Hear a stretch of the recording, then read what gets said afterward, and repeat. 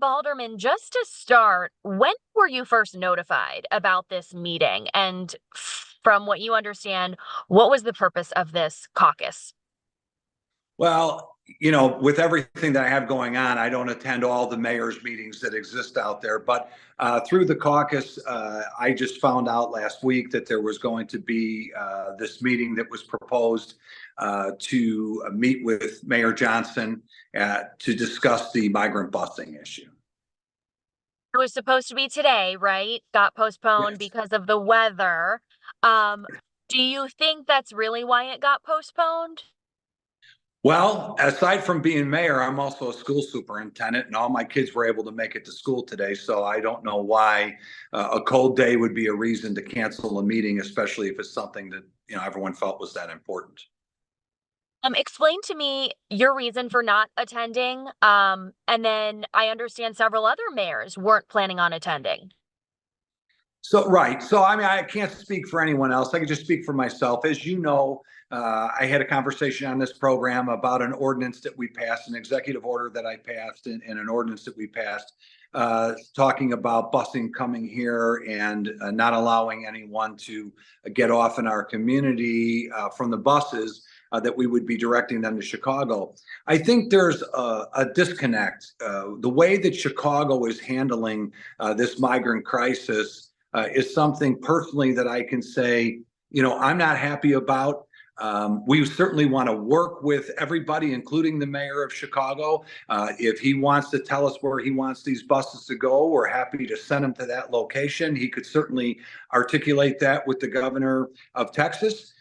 But when Chicago took a stand, they passed an ordinance and said that they were not even going to allow their citizens, their residents, to have a say in as to whether or not they want to continue to not enforce immigration laws or to continue to be a sanctuary city, that they weren't really interested in what their own constituents had to say.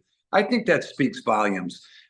This is a political game that's being played, I really believe, and I'm disappointed in the way that things are being handled here at the state and at the city level.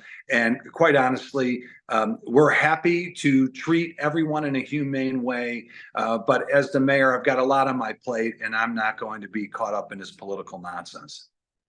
Has New Lenox gotten any more buses ever since the ordinance passed? No, we've had a few more that have come through our community, but none have stopped here. They have again stopped in the towns adjacent to us.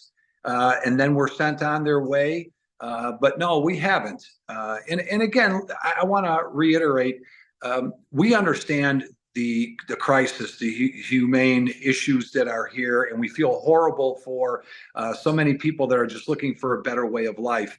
But it's really frustrating as a local official when our federal government and our state government are just ignoring our immigration laws. And we here in small local governments are having to deal with these issues. It's incredibly disappointing, and it's just wrong. Did you see Governor Pritzker's ad in the Texas paper that he took out Sunday? I didn't see the ad. I saw the letter that he had sent to Governor Abbott and saying that he wished during this weather crisis that he wouldn't be sending people here.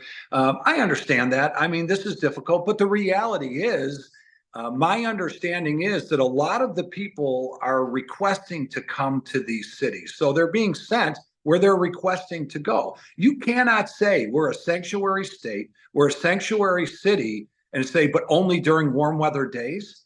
I mean, it makes no sense whatsoever.